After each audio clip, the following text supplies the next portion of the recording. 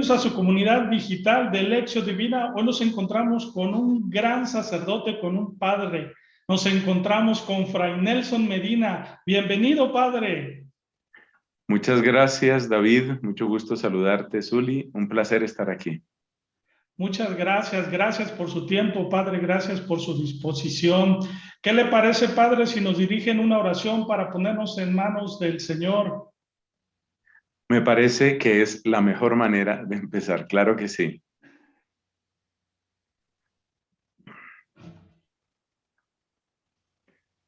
Padre Celestial, suplicamos de ti el regalo, el don del Divino Espíritu. En el nombre de tu amado Hijo Jesucristo y por la dulce y eficaz intercesión de María Santísima, concédenos ese Espíritu que ilumine nuestra inteligencia y que le dé valor y coherencia a nuestra voluntad para servirte y para servir a tu pueblo en estos momentos que son tan difíciles para tantas personas. Ponemos esta intención en manos de Nuestra Señora, la Virgen de Guadalupe. Dios te salve María, llena eres de gracia, el Señor es contigo. Bendita tú eres entre todas las mujeres, bendito es el fruto de tu vientre, Jesús. Santa María, Madre de Dios, ruega, Señora, por nosotros pecadores, ahora y en la hora de nuestra muerte. Amén. En el nombre del Padre, y del Hijo, y del Espíritu Santo. Amén. Amén. Muchas gracias, padre. Bueno, pues para ahondar rápidamente en el tema, nosotros queríamos comentarle, padre, mire, nosotros estamos en un proceso, dentro de 5 días va a haber elecciones aquí en México.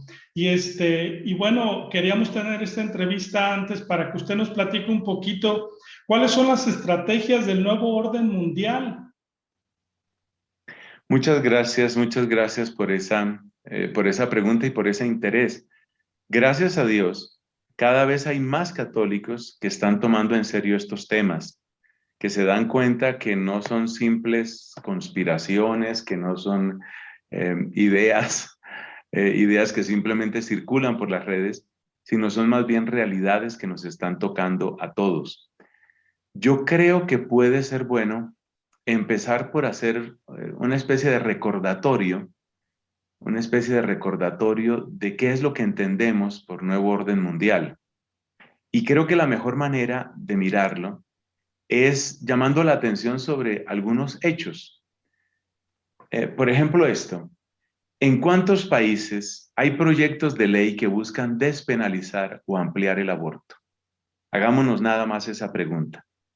Se sabe que en muchos estados, por ejemplo, hablando de la República Mexicana, en muchos estados de México, ha sido una batalla feroz, realmente muy fuerte, y han tenido que movilizarse todos los recursos para impedir.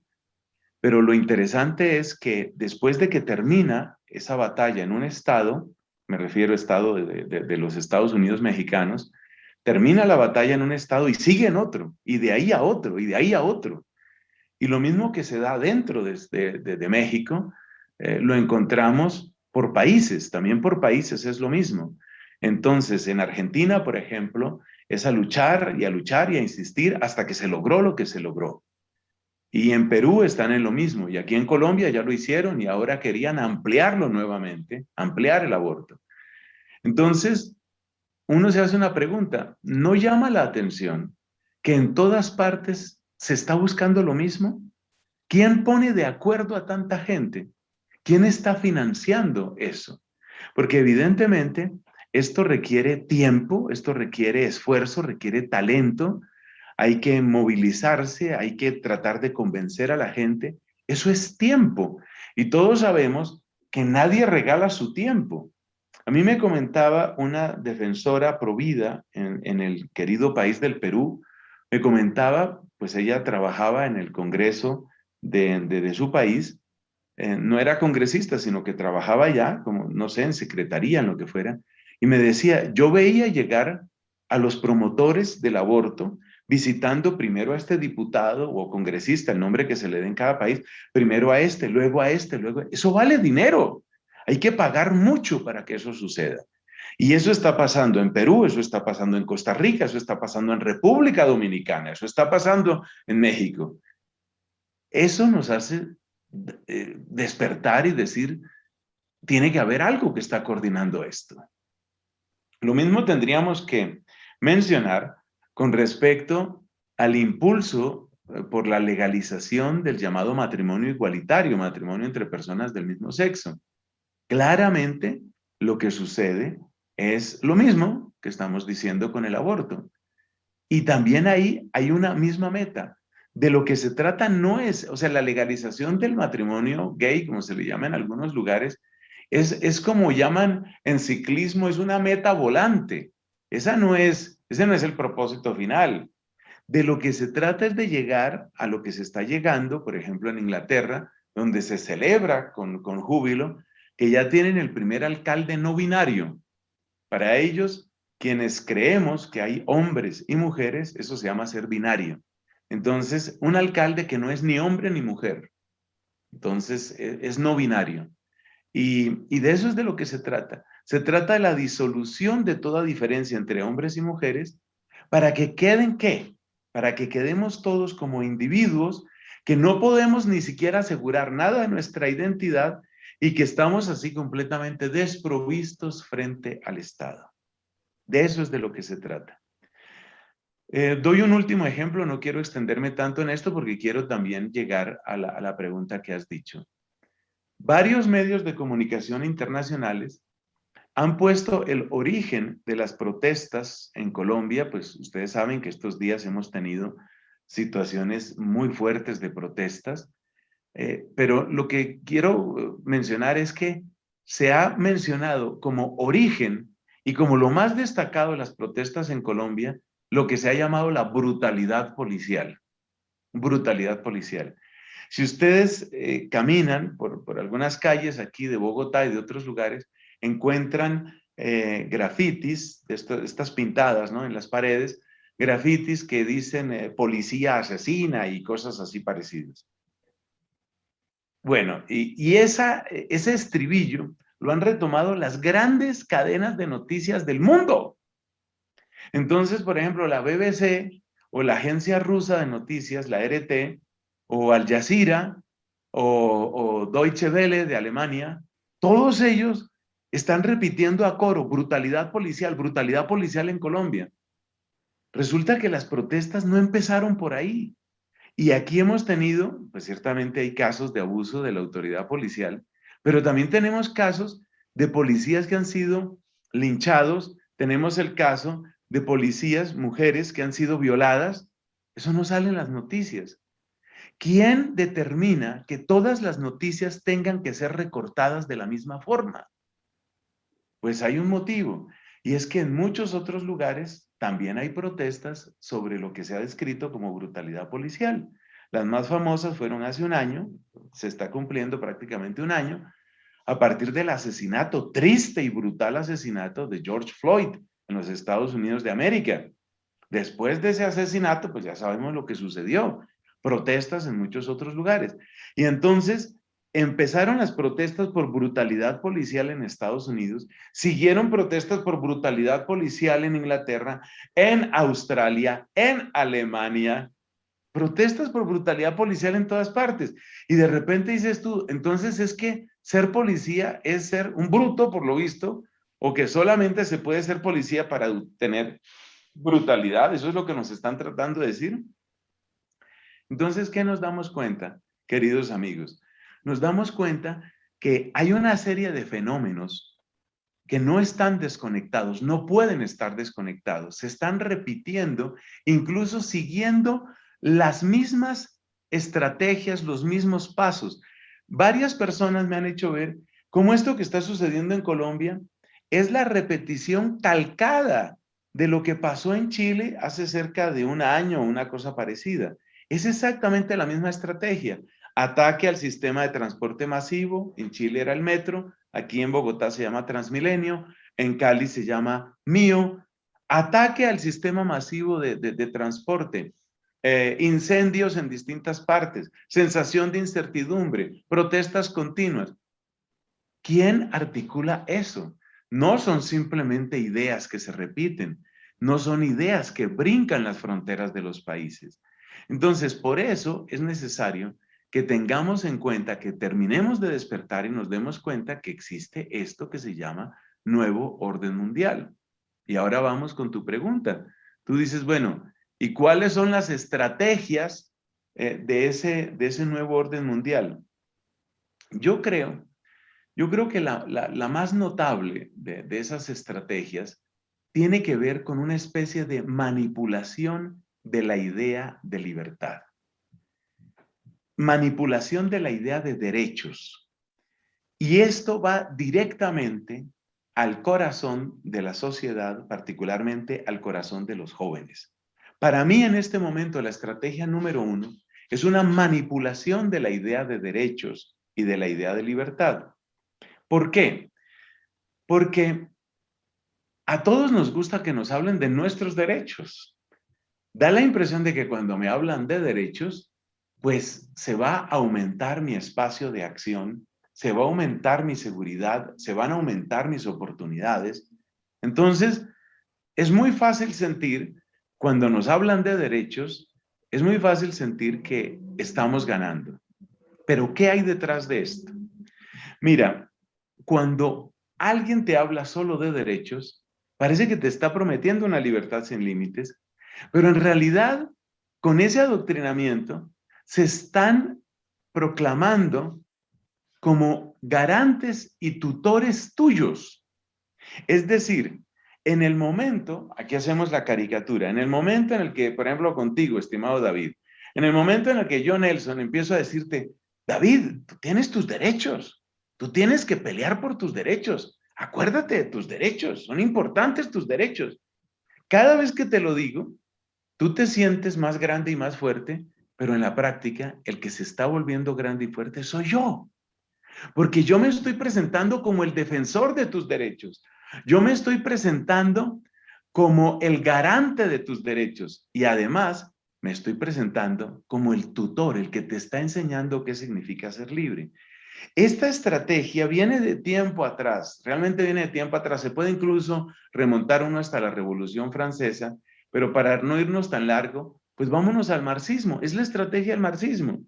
El marxismo utiliza exactamente esa estrategia, es decir, vamos a ir a los que están sufriendo. Marx consideraba que los que estaban sufriendo eran básicamente los proletarios. Vámonos a los que están sufriendo y vamos a decirles que sus derechos están siendo conculcados, están siendo pisoteados. A partir de ese momento, nosotros quedamos nombrados representantes de la clase obrera, quedamos nombrados representantes de los jóvenes, quedamos nombrados representantes de los homosexuales, quedamos nombrados representantes de las mujeres, porque como lo vio con clara visión este fundador del Partido Comunista Italiano, Antonio Gramsci, como lo vio con mucha claridad él, quedarse únicamente con la clase proletaria no funciona, porque muchas veces el obrero no se encuentra en condiciones tan desesperadas como pensaba Marx, y si tiene una posibilidad de crecimiento y de cierta prosperidad, pues ahí se acaba la revolución. Entonces lo que tenemos es una especie de revolución atomizada, una especie de revolución que va sucediendo en muchos espacios, repitiéndole el mismo estribillo a todos. Es decir, mujeres, tú, mujer que está siendo oprimida, tú puedes ser liberada a través de ¿qué? De admitirme a mí como tu representante. Y tú, que estás sufriendo porque eres indígena. El movimiento indígena, por ejemplo, aquí en Colombia, va creciendo, pues, cabalgado por ese tipo de líderes.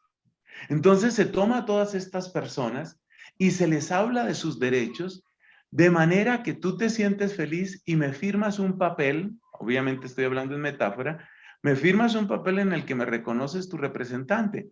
Esto vale especialmente para los jóvenes, porque hay una edad en la vida en la que uno tiene cierta necesidad de cambio y es apenas normal. La psicología del adolescente es, yo soy una persona diferente a mis papás, soy una persona diferente a mis mayores. Eso quiere decir que el adolescente y después el joven es la persona que está esperando un cambio. Esa es la población vulnerable para esto. Entonces ahora yo te voy a enseñar lo que es cambiar. Mira, tus papás han sido heterosexuales, tú vas a ser bisexual y que ellos se paren en la cabeza si quieren, decimos así en nuestro país, que ellos se paren en la cabeza si quieren, que ellos destilen rabia. Si se ponen muy bravitos, les quitamos la custodia y tú sales ganando. Yo vi estas estrategias, por ejemplo, en Australia. Exactamente este es el lenguaje con el que se les habla a los jóvenes. Entonces, la principal estrategia es esta. Es una especie de manipulación a través de los derechos. Y cuando las personas creen que sus representantes son verdaderamente estos que les hablan de sus derechos y que les hablan de todas estas cosas, pues ya sabemos qué es lo que va a suceder. Lo que va a suceder es que entregan su libertad y entonces ya después los representantes, con esa especie de cheque en blanco firmado por las mujeres que se creen representadas, los obreros que se creen representados por sus sindicatos, los homosexuales que se creen representados por los líderes LGBT, todos esos representantes son los que terminan con el poder en la mano de todo esto para servir al nuevo orden mundial. Esa es la estrategia principal, aunque yo creo que a lo largo de nuestra conversación van a salir otras estrategias que fundamentalmente quieren una sola cosa, que haya un solo discurso. Eso es lo que quieren, que haya un discurso, que todos pensemos del mismo modo, que todos nos sometamos a las mismas reglas y que después de someternos sonriamos y digamos, ahora sí soy libre, ahora sí soy feliz. De eso se trata. Sí, así es, Fray Nelson. Y queríamos preguntarle también qué mordazas se nos quieren imponer a los católicos. Los católicos somos un estorbo, hay que entender muy bien esto. Los católicos somos un gran estorbo, por lo menos el católico consciente. Hay muchos católicos que no son conscientes. Hay muchos católicos que piensan que ya no se debe batallar contra esto, que ya simplemente el mundo se volvió así. Son los católicos que en expresión de Santa Catalina de Siena se dejan llevar por el río cenagoso del mundo. Ya el mundo se los llevó. Pero hay católicos despiertos y yo creo que ustedes, precisamente con este servicio, están ayudando a que otros también despierten. Ese católico es un gran estorbo porque tenemos que tener clara la meta, es decir, el propósito del nuevo orden mundial es hacer desaparecer las instancias intermedias de modo que solo quede el Estado y el individuo. ¿Cuáles son las instancias intermedias? Todo modo de asociación entre las personas que les provea formación, información, seguridad emocional, refugio y certeza afectiva, todo lo que se ponga entre arriba del individuo, en el sentido de que agrupa varios individuos, y debajo del Estado, en el sentido de que es crítico con los poderes estatales o con los poderes transnacionales, porque ya sabemos que esto del nuevo orden mundial es transnacional. Todo lo que se pone ahí intermedio, esas instancias intermedias son el gran estorbo. Es lo que no permite que se termine de lograr el propósito del nuevo orden mundial. Entonces, por ejemplo, la familia es un estorbo. ¿Por qué? Porque pensemos en el caso de un muchacho que tiene 17, 18 años, está con todo el fervor por cambiar el mundo, quisiera darle un puñetazo a la sociedad para que por fin empiece una sociedad nueva. Está en ese momento y están colonizando su mente a través de todo lo que hemos mencionado antes. Pero resulta que este muchacho pertenece a una familia que lo valora, que lo quiere, que le habla, que lo escucha, que le critica sanamente sus posturas. Tal vez este muchacho va a salir a unas cuantas protestas y está bien que lo haga también, porque es que uno no tiene que ser resignado tampoco. Hay cosas por las que hay que protestar. Yo no estoy diciendo que uno tenga que ser una mansa oveja frente a cualquier cosa que propongan los gobiernos. Pero como él tiene una casa, como él tiene una familia, y en esa familia se le ama, se le escucha, se le critica, resulta que esa familia empieza a convertirse en un amortiguador de todas las revoluciones que se querían realizar a través de ese muchacho. Entonces, esa familia es un amortiguador. Y si ese muchacho, a la vez que tiene su familia o en vez de su familia, tiene un buen grupo de oración, tiene un buen grupo parroquial, un buen grupo de iglesia, y en el grupo de iglesia se habla con claridad de estos temas, yo hago mi partecita hasta donde puedo por tratar de hablar. Entonces, ¿qué le pasa a este muchacho? Que ya él no va a ser un engranaje dócil dentro de esa maquinaria. Entonces, ahí nos damos cuenta que los grupos parroquiales, la enseñanza clara de la iglesia, la estructura familiar, cuando es sólida y llena de amor, son estorbos para este tema, para el avance del nuevo orden mundial. Entonces, ¿qué hay que hacer? Pues lo que hay que hacer es 3 cosas, básicamente, con la iglesia. Infiltrarse en la iglesia.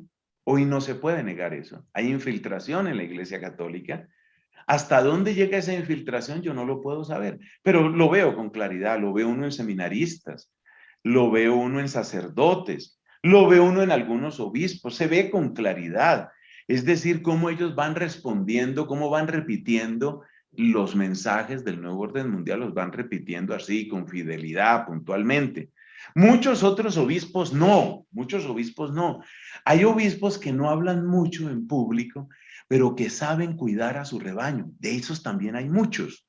No todo el mundo está llamado a tener una gran voz pública, eso también hay que decirlo. Entonces, primer mecanismo, infiltrarse. Segundo mecanismo que se utiliza, ridiculizar todo lo que tiene que ver con la iglesia. Presentar la moral católica como una cosa anticuada, opresiva, absurda, que te quita tus derechos de abortar, tus derechos de usar tu sexo como se te dé la puerca gana. Entonces la iglesia es un límite para tu libertad. Se burlan de la iglesia y la presentan como represiva. Y la tercera estrategia es lo que los antiguos latinos llamaban damnatio memoriae.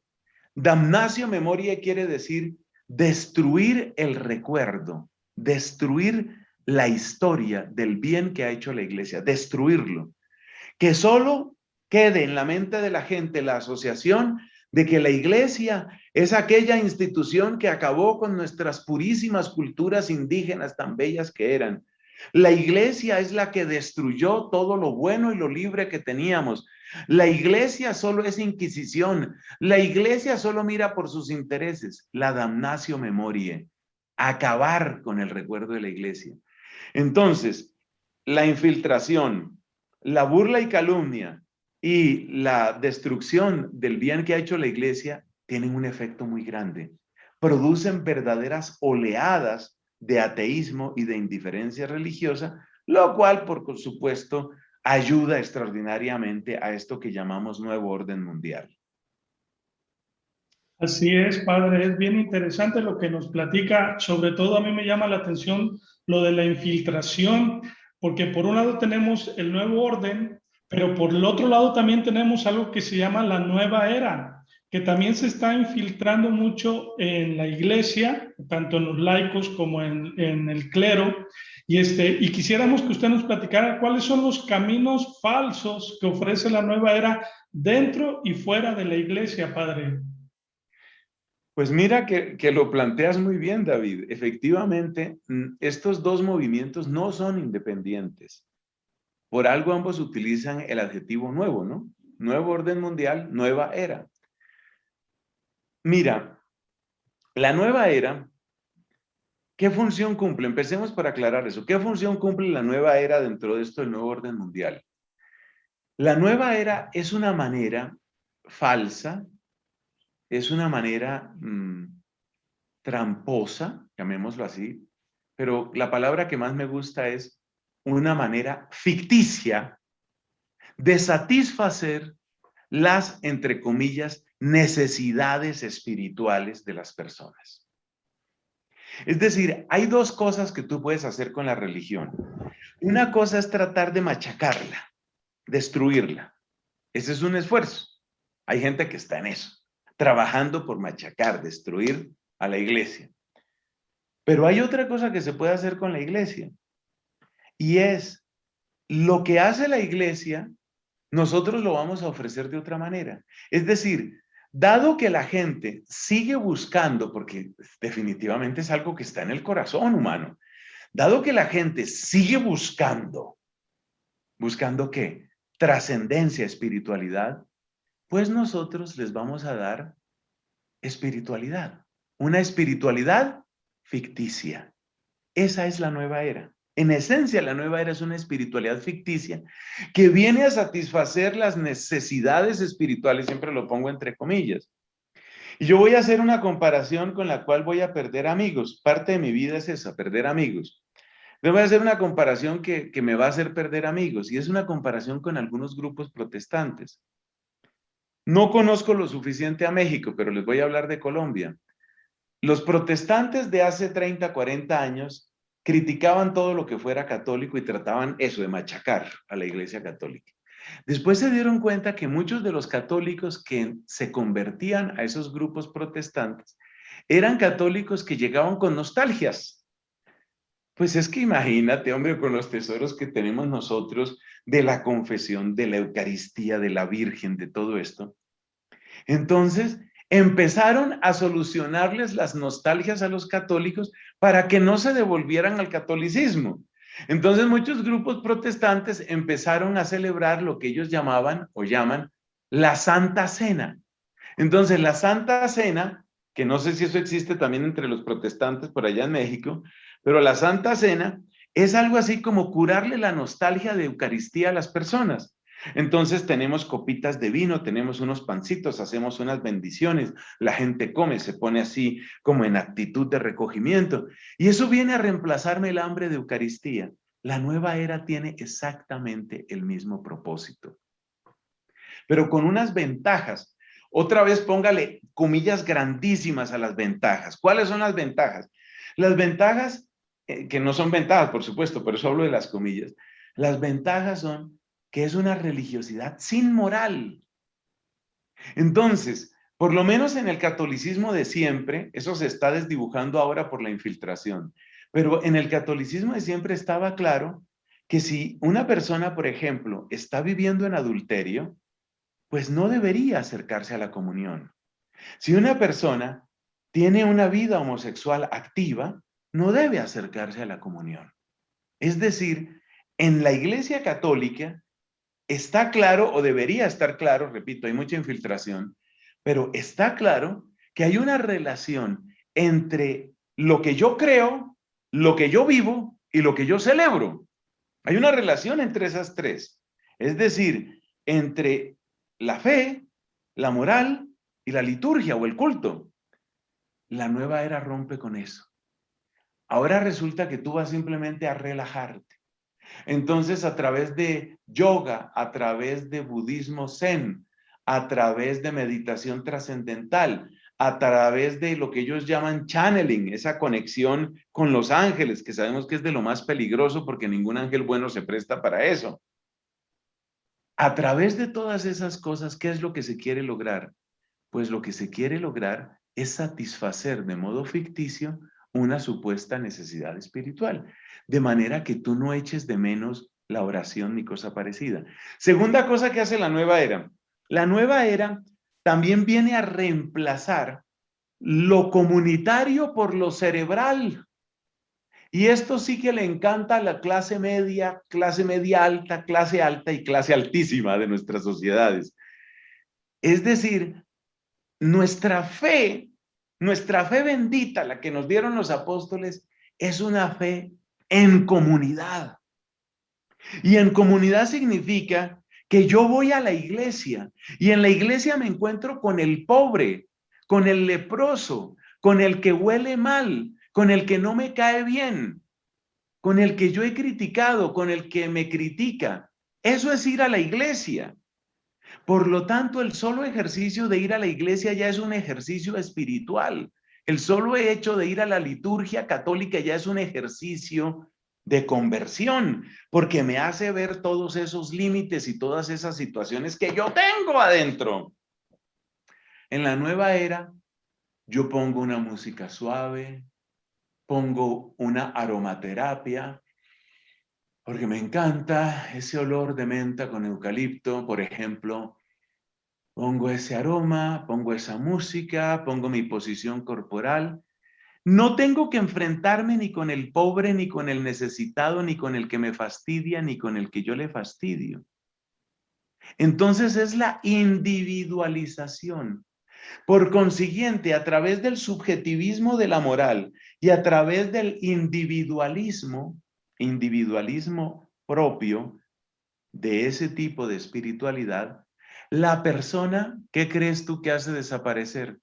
Las mismas instancias intermedias de las que hablábamos antes, es decir, la familia, el grupo, la comunidad, la parroquia, la iglesia, todo eso desaparece y solo quedo yo con una ilusión triste, triste ilusión, con la ilusión de que me estoy uniendo al todo. Ese es el gran mensaje de la nueva era. Me estoy uniendo al todo. Claro, es una unión con el todo que se salta el hecho de que no me importa la gente. Se salta el hecho de que no me importa el que sufre. Se salta el hecho de que no me importa el que me cae mal o al que le caigo mal. Entonces, qué fácil esa espiritualidad.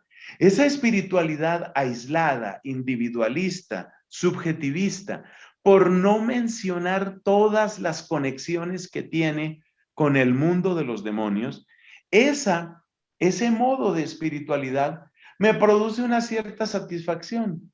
Y vuelvo a mi ejemplo, como el que sale de la Santa Cena protestante y considera que estuvieron tan bonitos los cantos y estuvo tan buena la predicación del pastor que ya yo quedé contento. Se le ha saciado de modo ficticio. Entonces sí hay una conexión muy profunda. Y no es casualidad que el avance de los movimientos progresistas o el avance de estos movimientos socialistas, sociocomunistas en distintos lugares, va unido a estas expresiones de espiritualidad. Ya Marx, Engels y Lenin y Stalin quedaron desuetos. Todos ellos creían que había que eliminar la religión, pero resulta que ahora el demonio ya se dio cuenta que tratar de eliminar la religión produce mártires. Y los mártires son despertadores de nuestra fe. Entonces, en vez de producir mártires, el mejor negocio, ¿cuál es? Producir esclavos sonrientes, atontados, dopados, que puedan simplemente y con docilidad besar sus cadenas solamente porque se las pintamos de un rosado bonito. Ese es el estilo. Ese es el papel de alienación que produce la nueva era. Sí, padre. Y por ejemplo, hablando un poco de la ideología de género, padre, ¿qué consecuencias tiene la ideología de género y cómo podemos los papás defender a nuestros hijos de esa ideología de género que lo están metiendo hasta por los libros de texto? Sí, pues es que es parte de lo mismo. Fíjate cómo mencionaba en mis primeros ejemplos precisamente la ideología de género como estrategia al nuevo orden mundial. Yo creo que es bueno que entendamos por qué la ideología de género es una ficha clave dentro de todo este, llamémoslo así, método de transformación de la sociedad. Veamos por qué es tan importante. Mira, sucede esto. Cuando una persona encuentra solidez psicológica y emocional, es porque puede responder a las preguntas básicas que hemos conocido, sobre todo a través de los buenos cursos de filosofía. En un buen curso de filosofía siempre surgen preguntas como estas. ¿Quién soy? ¿De dónde vengo? ¿Para dónde voy? ¿Cuál es el propósito de mi vida? Cuando una persona tiene respuestas a esas preguntas, esa persona tiene cierta solidez. Tiene solidez. Porque, por decirlo de alguna manera, sabe dónde está parado. Entonces esa persona, por ejemplo, puede responder, vamos a suponer el caso de una mujer. Ella puede responder, ¿quién soy yo? Soy una mujer adulta, vivo en el siglo XXI, soy, por ejemplo, hondureña o española o canadiense, lo que sea cada persona. Vamos a suponer eso, soy española, tengo esta formación, tengo estas metas en mi vida, esto es lo que yo espero de la vida, vengo de una cultura, vengo de una familia, tengo unas convicciones, tengo unos propósitos, me casé hace 4 años, tengo 2 hijos pequeños, mi meta es formar un hogar feliz.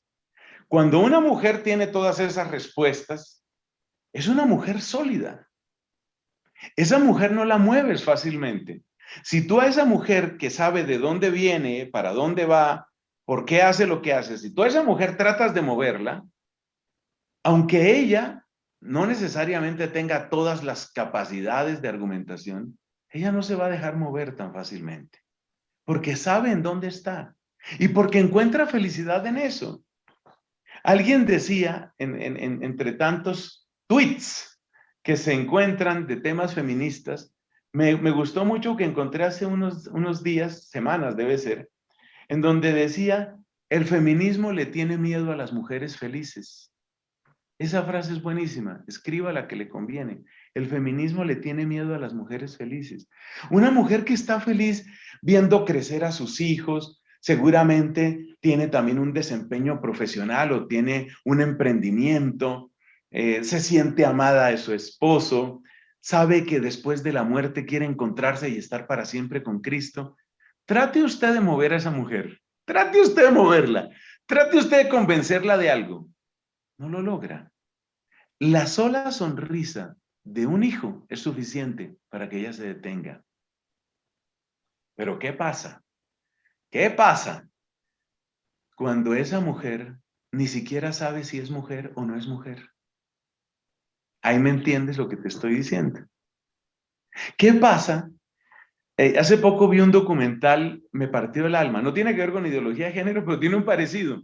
El documental se llamaba Los Apátridas.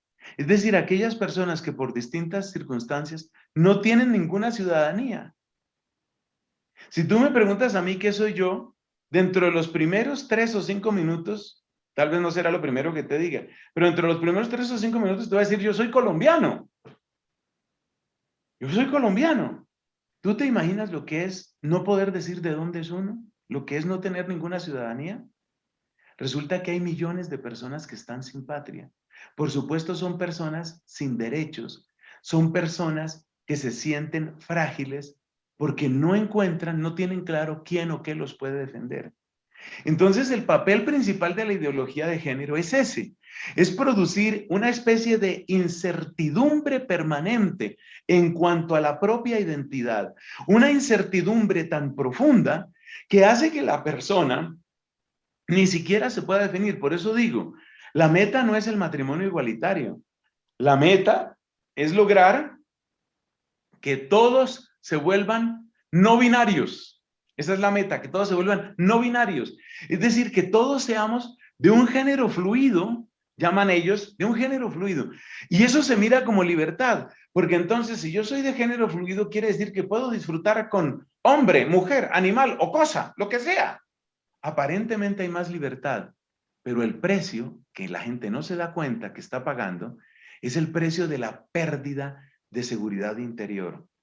Ahora bien, esa pérdida de seguridad interior hace que la persona diga, pero yo necesito que alguien me adopte, que alguien me proteja, que alguien me acoja. Exactamente lo mismo que sucede con los seres humanos apátridas. Los hombres y mujeres apátridas, ¿qué es lo primero que buscan? ¿Qué crees que es lo primero? Pues un país, alguien que les acoja para tener derechos. Cuando se declara, cuando empieza a penetrar la ideología de género, todos estos que se sienten no binarios, adivina quién los protege. Los protege el nuevo orden mundial.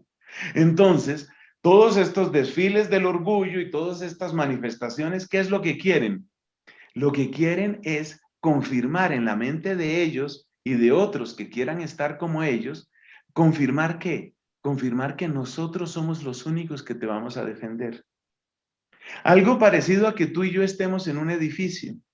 Tú llegaste por primera vez a ese edificio, no lo conoces. Se supone que yo vivo en ese edificio y de repente alguien grita en otro piso, ¡fuego! ¡Fuego! tú te sobresaltas y entonces yo te digo, no te preocupes, David, no te preocupes, sígueme. ¿Qué haces tú? Seguirme. Como no conoces el edificio, como no tienes certeza, como no tienes seguridad, entonces tú te atienes a lo que yo te diga. Y si lo que yo te digo es, sígueme, tú me sigues. De manera que es un mecanismo para lograr poder de un modo increíble. Me preguntas, estimada Zuli, por las recomendaciones. Para mí la principal recomendación está en el diálogo, que hay que empezarlo cerca de los 7, 8 años de edad. Si los papás no han empezado a hablar de estas cosas a los 8, 9 años de edad, de sus hijos, de sus hijas también, las mujeres son mucho más susceptibles en esto y mucho más manipulables, precisamente porque son parte de esa población a la que se le quiere presentar como salvación el nuevo orden mundial, versión feminismo. Entonces, si a los 8 o 9 años de edad no se les ha empezado a hablar de esto con serenidad, con claridad, y si no hay una dieta que tiene que ser bastante bien pensada, una dieta de redes sociales y de medios de comunicación, si no hay esos dos elementos, dalos por perdidos. Posiblemente los recuperarás, posiblemente, pero hay que empezar por lo menos en esas edades. Y hay que mantener una comunicación y hay que mantener reglas en las casas. Un último consejo para papás y mamás. Yo les quiero decir esto. Ninguna predicación va a servir si ellos no ven 3 cosas en ustedes. Por favor, tomen mucha atención en estas 3 cosas. Necesitan verlos auténticos. La hipocresía es la principal fuente de desautorización frente a los jóvenes. Que ustedes sean auténticos, que lo que creen, lo piensan y lo viven. Segundo, que ustedes tengan capacidad de servicio social. Cuando los hogares están encerrados en sí mismos, necesariamente enseñan a los jóvenes a estar encerrados en sí mismos, y los jóvenes encerrados en sí mismos son jóvenes encerrados en sus celulares, y son jóvenes encerrados en sus genitales, y son jóvenes encerrados en sus grupos, y son jóvenes extremadamente susceptibles para lo que estamos llamando nuevo orden mundial. Y la tercera recomendación es, no se les olvide cultivar la alegría. No se puede avanzar con niños y jóvenes si nosotros no recuperamos la alegría del Evangelio, como lo recordaba nuestro Papa Francisco, la alegría del Evangelio. Si nuestras únicas voces son voces de advertencia, regaño, suspicacia, interrogatorio, los perdemos, los perdemos. Sí, eso tiene que estar, pero la ternura, la alegría, la compañía, la camaradería en el buen sentido de la palabra, todo eso tiene que estar también. Esas son estrategias que yo recomiendo en los padres de familia, sabiendo una cosa, que yo la doy por supuesta, sabiendo una cosa, y eso es oración. Antes de, durante y después de. Antes de cada conversación, durante cada conversación, después de cada conversación, la oración. Sin unas dosis de oración intensa, gozosa, ardiente, sin oración ardiente, no se logra nada, no se logra nada. Esa es la base. Y de esa base, pues todo esto que hemos comentado. Híjole, padre, pues muchísimas gracias por estas recomendaciones. Desgraciadamente el tiempo se va rapidísimo, padre, y quedaron ahí varias preguntas en el tintero, pero con esto que usted nos acaba de recomendar y decir, estamos muy satisfechos. Le agradecemos mucho su tiempo, padre, por estar también aquí con nosotros. Y bueno, padre, no sé si quiera que terminemos con una oración. Sí, claro que sí. Precisamente hemos hablado del poder de la oración y la necesidad de la oración, pues vamos a hacerlo. Señor Dios, hoy nos sentimos como pequeños David, delante no de un Goliat, sino de muchos Goliats. Señor Dios, tú le diste la victoria a tu siervo David. Tú le diste la victoria sobre todo a aquel que fue llamado Hijo de David, porque era el Mesías, nuestro Señor Jesucristo. Tú le diste la victoria a él, desnudo, inerme, aparentemente derrotado. Cristo es nuestra victoria. Que Él permanezca en nuestros corazones, que Él nos otorgue siempre el rocío de su Espíritu, para que podamos ser verdaderamente útiles a ti. Bendice a estos queridos amigos, a Zuli, a David y a todos a los que puedan llegar estas palabras. Toma mis manos para darles la bendición a ellos y a todos, en el nombre del Padre y del Hijo y del Espíritu Santo. Amén. Amén.